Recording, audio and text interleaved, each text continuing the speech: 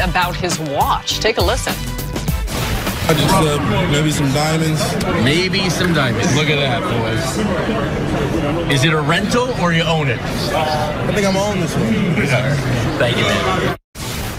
Darren Ravel asked him if it's a rental. Zip it, man. So speaking of that, that is a gorgeous watch. Now, Coach ain't wearing his Rollie today. I don't know what happened to it. Do you have to send it to Switzerland again? Incorporate a Fitbit. Okay. Oh, summertime. You don't look this good by accident. You know what I mean? You got to track this. Once upon a time, Steve, weren't you supposed to give me some watches? Remember, you told me you have a bunch of nice watches. You don't wear them no more. You told me to come over to your house and get them. You ain't never. Yeah, I did tell you that. I was moving. I had all my watches and little things I don't wear anymore. But that's before we started doing the show. I liked you then. I don't like you. I'm not giving you no watches and everything. Do you have a rental program? Hey, tell me, what kind of watch did Calvin Cowherd get? What's the dude's name?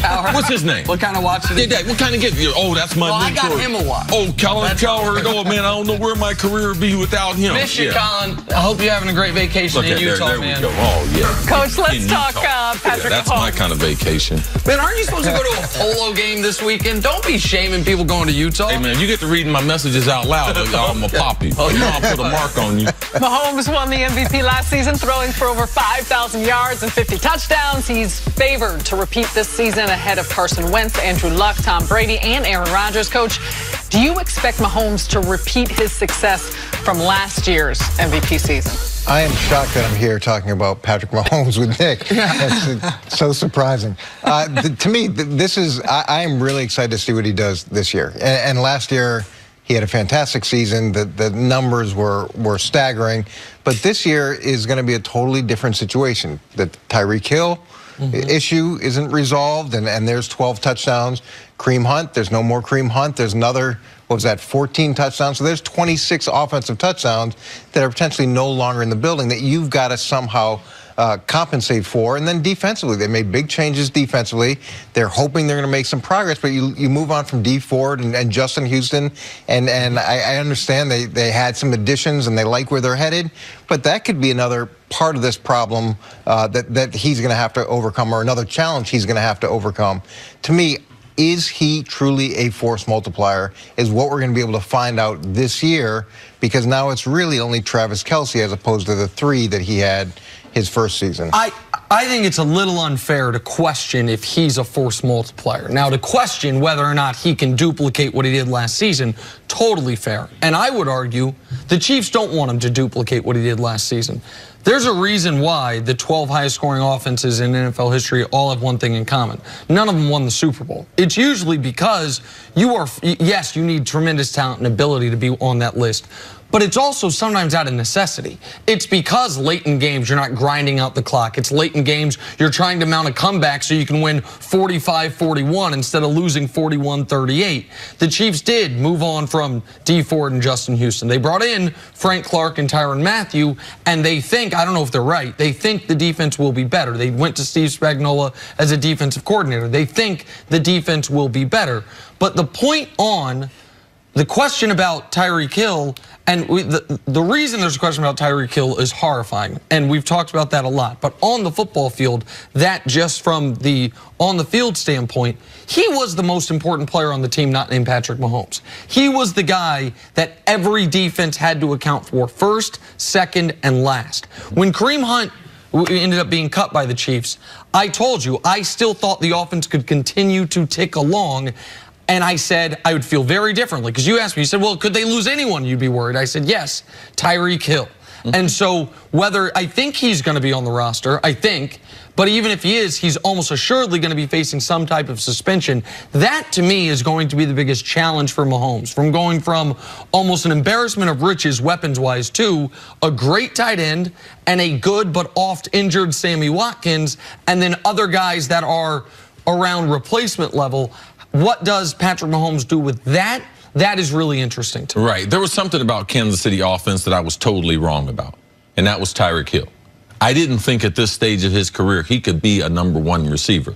We had never seen a #1 receiver with his skill set transition to being a wide receiver that quick. We saw Steve Smith He started as a punt returner, kickoff specialist, and then he became a #1 receiver, ultimately building his career where one day he should be in Canton in the Pro Football Hall of Fame. So I was wrong about Tyreek Hill.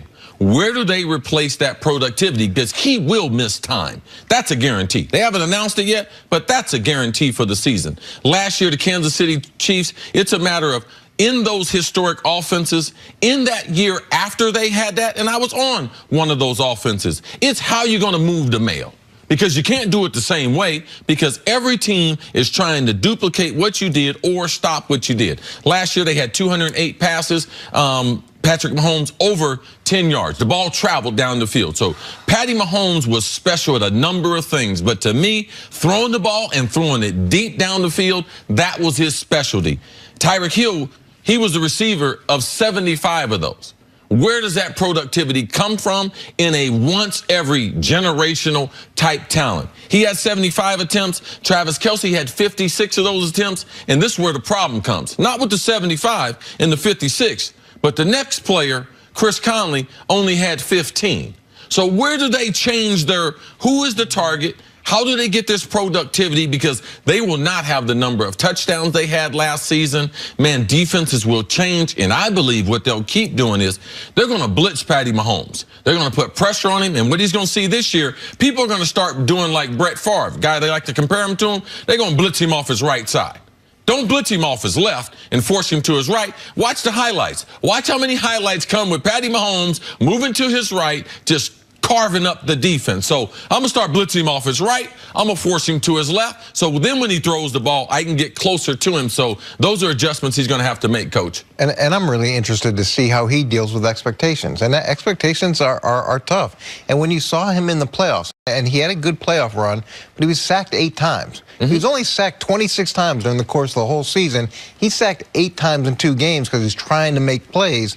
Is that how he's going to go into this season, where he's constantly trying to make plays, trying to press the ball downfield, making decisions because he's so confident with his arm that he shouldn't make and putting the team in difficult spots?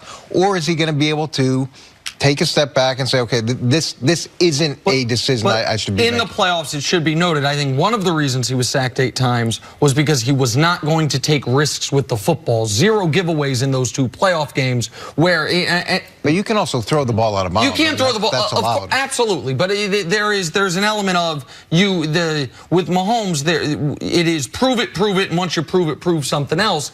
Not throwing the ball, not turning the ball over in the playoffs, executing that amazing comeback in the second half against New England that your defense couldn't hold on to. All those things are super relevant going into all the things that franchise quarterbacks have to prove, and they never get beyond it. Can you handle the success? At every level, it's always, can they handle the success? Peyton, Brady goes through it every year. Aaron Rodgers, how does he handle it? At all the big events, Patty Mahomes was at. Final Four, big games. He was all around America, man, enjoying his offseason. How does that translate into season number 3? Coach, thanks for being here with us today. And this week.